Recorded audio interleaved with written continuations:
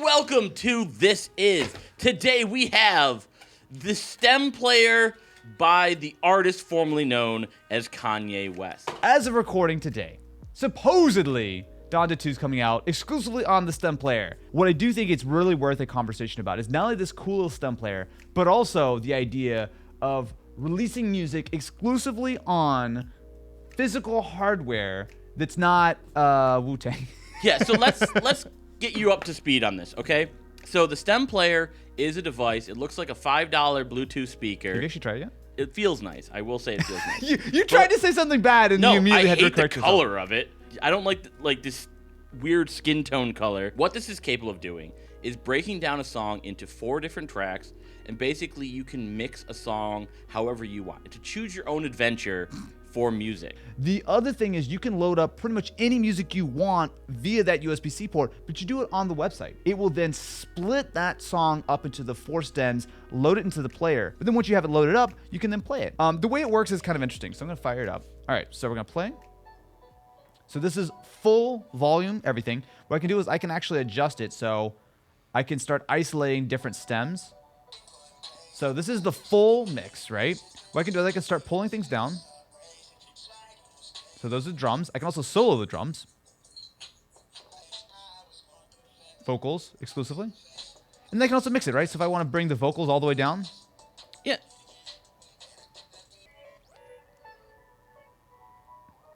It does have an aux jack. And in fact, Yeah. I was actually mostly using this with headphones because the speaker is fine, but obviously it's just a small speaker. This is a really cool device, and I think it does a really good job at what it advertises. Right. Like, I don't think there's any type of false advertising here. No. It's not perfect, but it's not claiming to be. It's cool.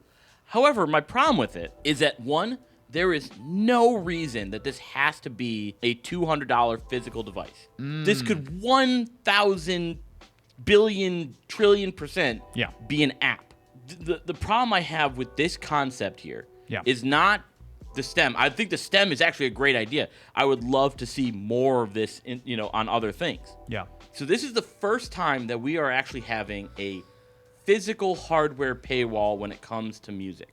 We've never had this before. We've had plenty of software ones. We've had like Tidal exclusives. We've had Spotify exclusives. Yeah.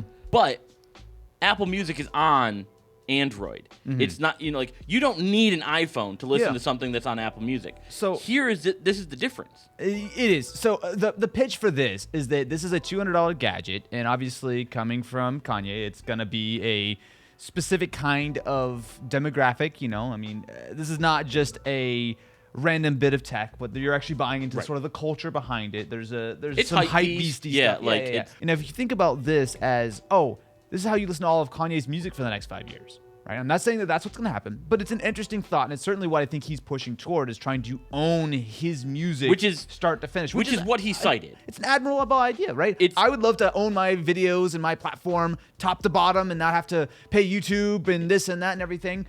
Obviously, there are advantages to something like that. But for someone like Kanye, I know that I'm going to go out of my way to listen to this on this stupid stem player, or find another way of listening to it, to whatever new album he brings out, because I know that that is an experience I want to have, right? There's something to this that I think is worth considering more than just, it's a gimmick and it's a cash grab. Because it is both of those things, but I don't think that's doing it real justice. I agree to an extent. So he's done something like this before, where he went over to Tidal and made Life of Pablo exclusive to Tidal. Maybe 2 months later, it was available everywhere. It was available, and someone actually sued him because they're like, I signed up for Tidal specifically for this. Well, but the thing is, this was actually already on sale before the album was ever coming to it, right? Like, this is already just a product that you could buy. I mean, in fact, this was actually purchased well before he announced that Donda 2 is going to be exclusive to it. But would we be talking about this at all if Donda 2 wasn't exclusive? Like, that's why we're talking about it. But I think it's an interesting discussion to have. Yeah. Imagine if Apple came out and said the only way to get whatever like the big upcoming album is to only have it on an iPhone. Yeah. Not Apple Music. It's only on an iPhone. I agree with that in principle. However, I don't think Tim Cook is dropping a hot new beat tomorrow. I don't know. This is Kanye, an artist, bringing out something that he's trying to own. Like, again, I don't want to make it seem like I think this is a great idea, because I think it's a little bit weird. And honestly, any album that's not on Spotify, I'm pretty much not going to listen to very often. I don't want to have to go and move between apps and stuff.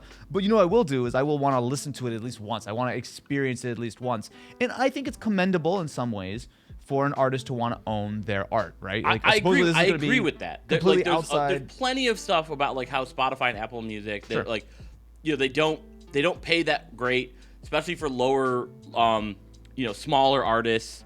But again, there's no reason that this had to be hardware. That you could have done all of this with an app, where someone could still have it in their pocket. Yeah.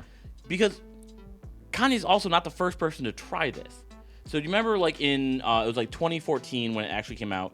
It was the Pano. Yeah, the Pano player. Was it was Neil Young? Yeah, Neil Young. And so he tried to do something similar. He said, "I'm gonna have my own hardware player."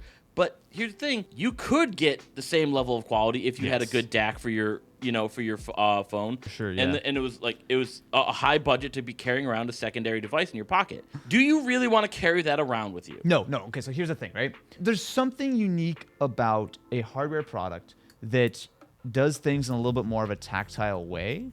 And the fact that you can get exclusive content for it means that for 98% of people out there, you're probably going to find another way to listen to this album. Well, very few people are going to spend $200 just to listen to an album, right? And I think that everyone should understand that that is the case. There is also something to be said about an artist who creates a piece of hardware that has a real purpose, that does something that I think is cool, bit gimmicky, but cool, and the ability for you to own your own music top to bottom, right? Like, imagine what else this could do. Imagine other albums could be exclusive to the stem player, and like this is like your hardware key to listen to other stuff. Like, I don't think that necessarily should be the case, but I think it's an interesting idea. But here's my problem with it, is it sets a horrible precedent. Agreed. Everything is a money grab for companies. I mean, they're companies. They're trying to make money. I get that. But that is what companies do. Like, again, what if Apple or Samsung said, all right, we're going to have The Weeknd's next album exclusively on that would be bad. An iPhone. Especially with this being a $200 price point, I get that's hardware that had to be developed. Like, this costs like $20 to make, if even. That's kind of my point, though. Yeah. It's like, there was development time. They had to charge something. They can't, whatever. Yeah. But I'm going to attack you for a second. Oh my God, you're going to start attacking me now. Let's go. I think that if you had a regular income like most human beings, yes, you would have a very different tone on this. Like, you have the disposable income that, like, if you drop $200 on this thing, and then it goes on Spotify next week, which is like based on track record exactly what's going to happen. Possible. Yeah. Like, that is detrimental to a lot of people. That is months of savings for a lot of people to have like $200 spare income to drop on that.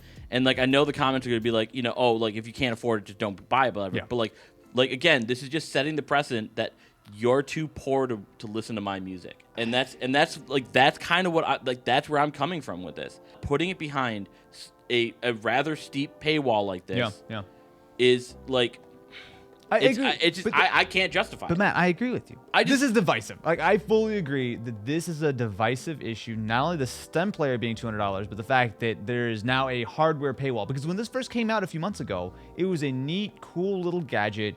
It was very hype beasty, and it was an interesting way of experiencing music. But now that it is the exclusive home of fresh Kanye West music, I think it has taken on a very different kind of tone, pun intended. I'm just saying here, I don't love this thing. I don't love the fact that this is a precedent being set that music is going to be paywalled behind a very expensive piece of hardware. But it is a cool gadget. It is an interesting, unique way of not only playing with music, but actually being able to experience it in a little bit of a different way. Gimmicky. I will say fully gimmicky. I don't think most artists can pull something like this off. I think no one can. I feel like buying this. What happens when the next category. person tries to do something different? No one else gonna buy it, and it won't work. Like, who else can pull this off? Like, I think this is a standalone thing, and I think that if you can afford to justify in your mind to buy like a pair of Yeezys or some Gaps, like stuff or whatever, then you could do the stem player because it's part of that kind of culture. And no one else has to do it. Like, am I going to be a little bit annoyed that I can't listen to Donda 2 on Spotify for a solid 15 minutes until he moves it over to Spotify? Yeah, I am. But guess what? That's fine. Like, I'm not too stressed about it. It's an interesting idea to see what Kanye is doing with it. I hope this doesn't catch on. I hope that this is not the exclusive home of all new music. But I think this is one of the more interesting music conversations I've had in a long time, because it does kind of, it breaks the status quo in a way where not everything is on streaming, not everything is going to be the same way it's been for the last 10 years. There are alternate ways of experiencing music that you can't necessarily get on a streaming service. And also there's just a little bit of that retro nostalgia, even though it feels weird to say, of like the old iPod days. You just get to listen to your music, you get to adjust it and play with it exactly the way you want. And I think because of that, the stem player, it is a interesting idea. Give me a second. Let me look something up. Let us know what you think about the Donda 2 controversy that we created in our minds. Do you think it's worth $200? Do you not think it's worth $200? Let us know. Like, subscribe, follow us on various platforms. We'll catch you in the next one. This is so much fun! Matt. Yeah. What happened? So last night, pretty much immediately after we finished recording this video, Kanye decided to release 4 tracks on Donda as they're being finished. So we are downloading to the stem player right now. And guess who's going to jail tonight? You with that tone.